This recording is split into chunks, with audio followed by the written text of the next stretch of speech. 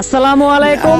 আপনারা সবাই জানেন গত একদিন আগে আমি একটা ভিডিও পোস্ট করছিলাম ইমরান এবং সুমাইয়াকে নিয়ে, এবং ইমরান বউ ব্যবসায়ী এবং বউকে দিয়ে ব্যবসা করে, এরকম নানান কথা আমি তুলে ধরছিলাম।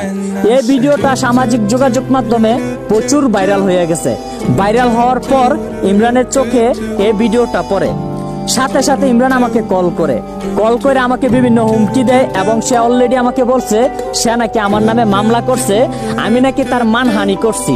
আমি সারা বাংলাদেশের মানুষের কাছে জানতে চাই তার আসলে মানটা আসলে কোথায়। আমি যে তার মানহানি করলাম, তার আসলে সম্মানটা কোথায়?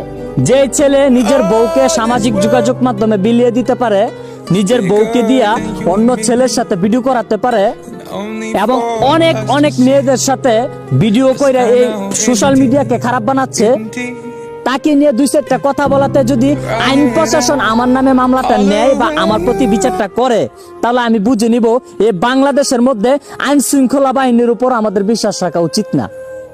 আমি আইনের প্রতি প্রচুর শ্রদ্ধাশীল, আমি আইনকে প্রচুর সম্মান করি, কারণ আমারও জীবনে স্বপ্ন ছিল আমি একটা সরকারি চাকরি করব, সেটা আমার ভাগ্যে আসে নাই। তবে আমি বাংলাদেশ আইন প্রশাসনকে বলতে চাই, এই বাংলাদেশ থেকে কাপল ব্লক নামের কিছু ব্যবসায়ী যারা বউ ব্যবসা করে তাদের বিরুদ্ধে কঠিন অ্যাকশন নেওয়া হোক, এবং এই বাংলাদেশ থেকে এ ধরনের নোংরা পরিবেশে যারা ভিডিও করে তাদেরকে খুব শীঘ্র আইনের আওতায় আনা হোক, এবং সারা বাংলাদেশে এই জিনিসটা প্রমাণ করে দেওয়া হোক যে এই বাংলাদেশে আর যাই হোক বউ দিয়ে কোনো ব্যবসা চলে না।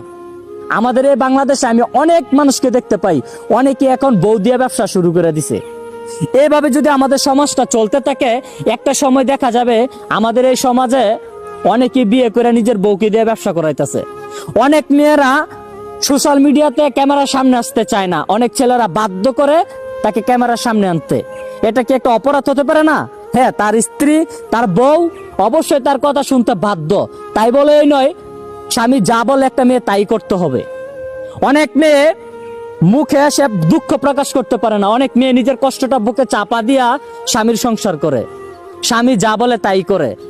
একটা দুইটা ভিডিও করতে করতে মেয়েটা বাধ্য হয় একটা সময় সোশ্যাল মিডিয়াতে নিজের ইজ্জত বিলিয়ে দিতে। এতে কি একটা মেয়ে দায়ী নাকি তার স্বামী দায়ী? এই প্রশ্নটা সারা বাংলাদেশের কাছে রাখলাম।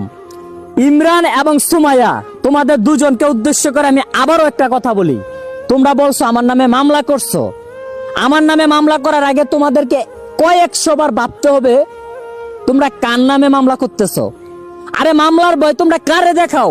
আমি ব্রাহ্মণবাড়িয়ার সন্তান, ছোটবেলা থেকে কুবাকুবি মারামারি দেখতে দেখতে বড় হইছি।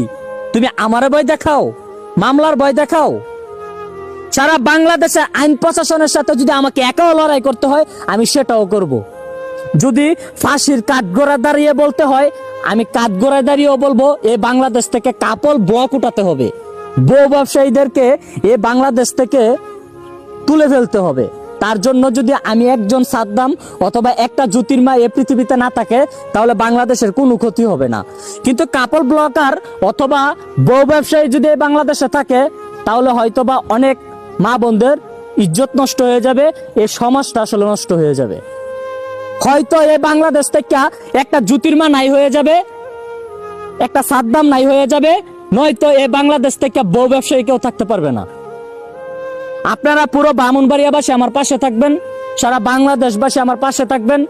আমি চাই আমার মা বোনের ইজ্জত ফিরিয়ে আনতে, আমি চাই আমার মা বোনের ইজ্জত যেন বিলিয়ে না যায়। মায়ের পায়ের নিচে সন্তানের জান্নাত, সে মায়ের মান সম্মান এভাবে নষ্ট হইতে পারে না, সে বোনের মান সম্মান এভাবে নষ্ট হইতে পারে না। আমি যদি আমার ঘরটাকে শাসন করতে পারি আপনিও পারবেন আপনার ঘরটাকে শাসন করতে। আসুন সমস্ত বাংলাদেশে আমরা প্রতিবাদ গড়ে তুলি, এ বাংলাদেশ থেকে কাপল ব্লক বউ ব্যবসায়ীদের বিরুদ্ধে আমরা আন্দোলন করি। আপনারা সবাই জানেন সোশ্যাল মিডিয়ার মাধ্যমে আমি অনেক মানুষকে হাসাই, আমার চেয়ে বেশি আনন্দ মনে হয় না এই সোশ্যাল মিডিয়ার মাধ্যমে এখন কেউ দিতে পারে। কেন? আমার তো বউ নাই, আমি তো কোনো মেয়ের সাথে ভিডিও করি না, কেন আমি কি সারা বাংলাদেশের মানুষকে হাসাইতেছি না? একটা মানুষ চাইলে চেষ্টা করলে অন্যভাবেও মানুষকে হাসানো যায়, বিনোদন দেওয়া যায়। তাই বলে এই নয় নিজের বউকে দিয়া ব্যবসা করিয়া মানুষকে বিনোদন দিতে হবে, এই তরুণ সমাজটাকে খারাপ বানাতে হবে। আপনারা সবাই আমার পাশে থাকবেন। ইমরান আর সুমাইয়াকে আবারও বলে দিচ্ছি, আমার বিরুদ্ধে অ্যাকশন নেওয়ার আগে, আমার বিরুদ্ধে মামলা করার আগে কয়েকশো বার ভাববা চিন্তা লইও যে ছেলেটার বাড়ি কিন্তু ব্রাহ্মণবাড়িয়া। আমরা এমন জায়গায় কথা বলি, এমন কিছু বিষয় নিয়ে কথা বলি যে বিষয়ের শেষ দেখা না পর্যন্ত আমরা কখনোই পিছু হাঁটি না। আমরা ব্রাহ্মণবাড়িয়ার সন্তান, আমরা ব্রাহ্মণবাড়িয়ার রক্ত আমার শরীরে, এত সহজে এই পথ থেকে আমাকে সরাতে পারবে না। সারা বাংলাদেশবাসী আমার পাশে থাকবেন। আবারও দেখা হচ্ছে পরবর্তী ভিডিওতে। সবাই ভালো থাকবেন, সুস্থ থাকবেন। আল্লাহ হাফেজ।